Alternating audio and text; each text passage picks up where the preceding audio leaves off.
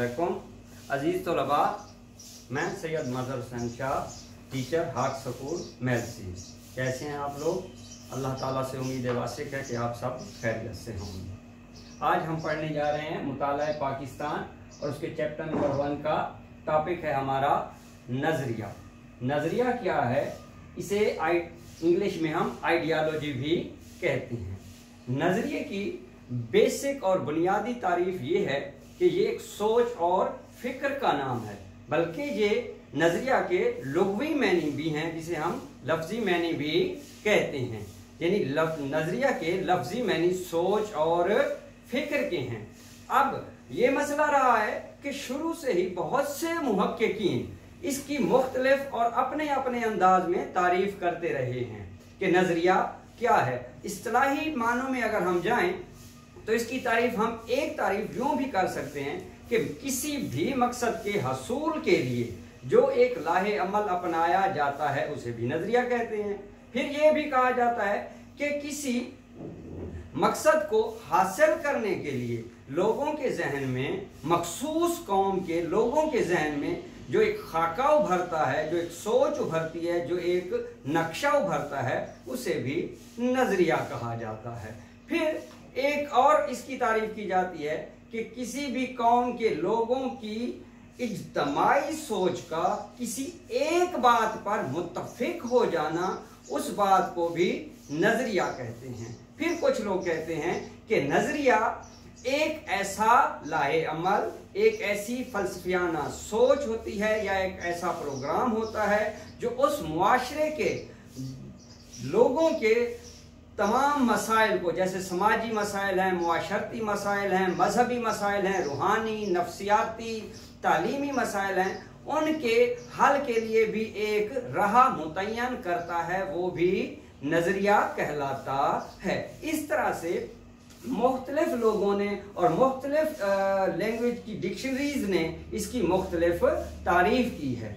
आपने ये 2-3 तारीफें हैं जो अच्छी तरह से याद करनी है, और ये भी याद रखना है कि नज़रिया का लफ्जी मतलब सोच या फिक्र है।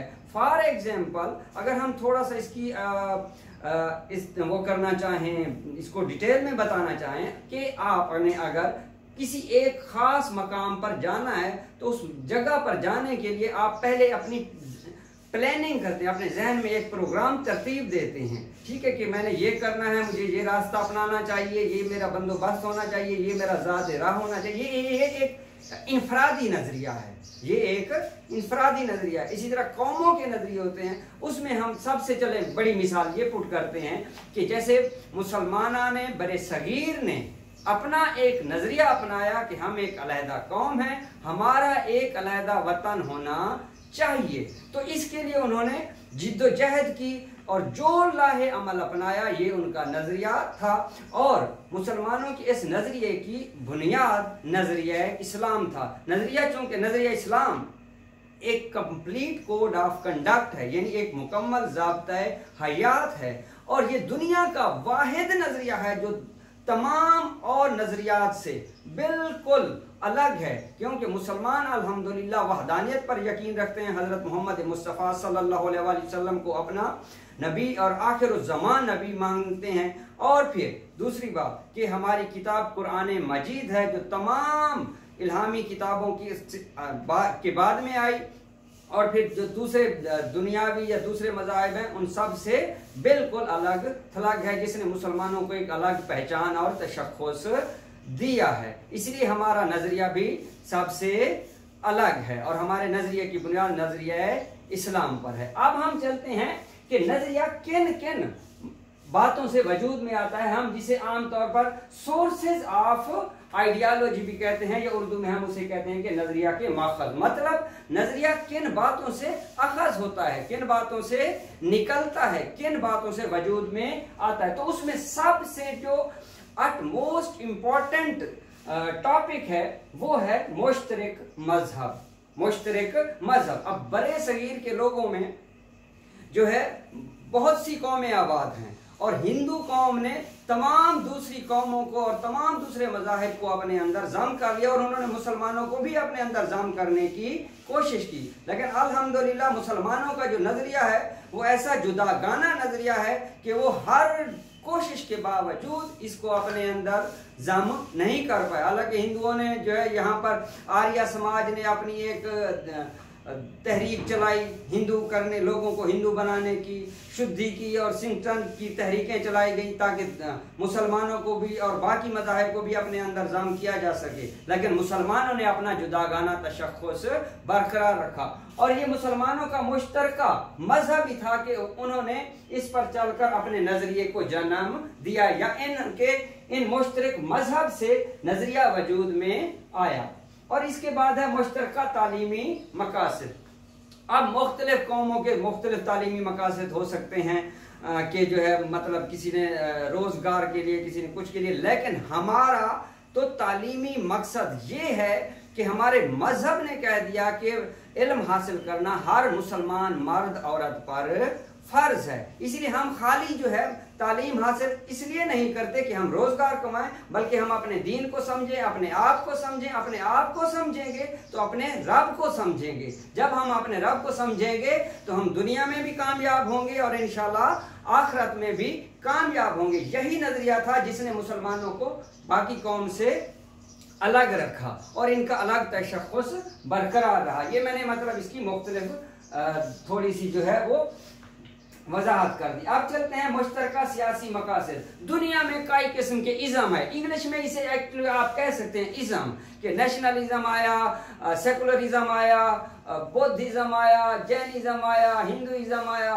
लेकिन इस्लामिज्म यानी कि इस्लाम एक ऐसा इज़म है, एक ऐसा स्कूल ऑफ थॉट है, एक ऐसा मजहब है कि जिसके मानने वाले दुनिया के किसी भी कोने में आबाद हों।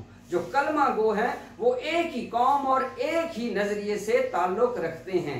तो बड़े सगीर के मुसलमानों ने यानी सब कंटिनेंट के जो मुसलमान थे, जनूबी हिंदुस्तान के जो मुसलमान थे, उनके सियासी मकासद ये थे कि हम एक ऐसा लाहे अमल अपनाएं, एक ऐसा तर्ज हुकूमत अपनाएं कि जिसमें हम इस्लामी असूलों को मद्देनजर रखकर अपनी जिंदगी बसर कर सकें। जो मगरबी जमहूरियत है उसका निज़ाम ये है कि जिस तरफ लोग ज्यादा हो जाएं वही मतलब जो है वो हुक्मरानी में आ जाएंगे।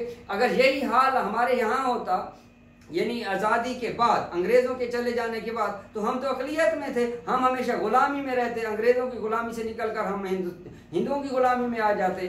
लेकिन जो है हमने अपना मुश्तरका सियासी मकासद अपनाते हुए कि हमें एक ऐसा मतलब चाहिए, वतन चाहिए जिसमें हम अपना इस्लामी सियासी मकासद के हसूल को मुमकिन बना सकें। फिर हम चलते हैं आगे मुश्तरका मुआशी मकासद।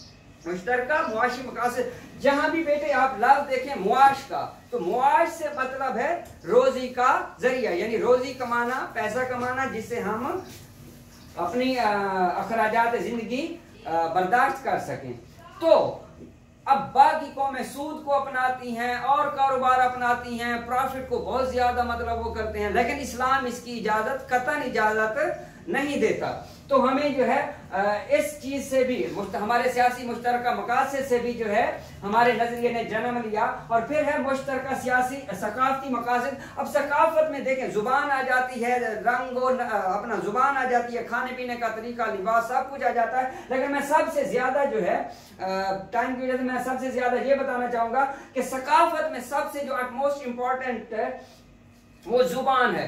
हिंदुओं ने हमारी उर्दू जुबान को, जो हमारी पहचान थी, इसको दबाने की बहुत ज्यादा कोशिश की, लेकिन मुसलमानों ने इसका जो उर्दू का रस्मुल खत है वो अरबी से मिलता जुलता है, इसीलिए ये इस्लाम के ज्यादा करीब है और मुसलमानों ने इसको ज्यादा अहमियत दी और इसी से इनके नजरिए ने जन्म लिया। यानी हमारे नजरिए के माखज में हमारी जुबान का भी अहम किरदार है। इसके बाद चलते हैं कि नजरिए की अहमियत क्या है। आखिर लोगों में यानी मखसूस नजरिया हो तो उसकी अहमियत क्या है? उसकी अहमियत तो ये है कि ये लोगों की सोच की अक्कासी करता है। यानी मखसूस नजरिए के जो हामिल लोग होते हैं उनकी सोच की अक्कासी करता है। फिर नजरिया कौमों को जिंदा रखता है। किसी नजरिए के बगैर कौमें जिंदा नहीं रह सकती, उनका वजूद मिट जाता है। जिन कौमों का कोई मखसूस नजरिया ना हो वो कौमें मिट जाती हैं। फिर नजरिया ये भी है कि नजरिया अपने मानने वालों को जिनमें वो अप्लाई हो रहा होता है उनमें हकूक व फराइज का तयन होता है। और फिर नजरिया इनकलाबात को भी बर्पा करता है। नजरिए के बैसे इनकलाबात आते हैं कौमों में। और फिर आखिरी बात यह है कि पसमानदा लोगों की महरूमी को भी नजरिया खत्म करता है। उम्मीद है कि आपने ये समझ लिया होगा। अब आप लोगों ने इसको लर्न करना है और राइट करना है और अपना फीडबैक व्हाट्सएप वगैरह पे देना है। वस्सलाम।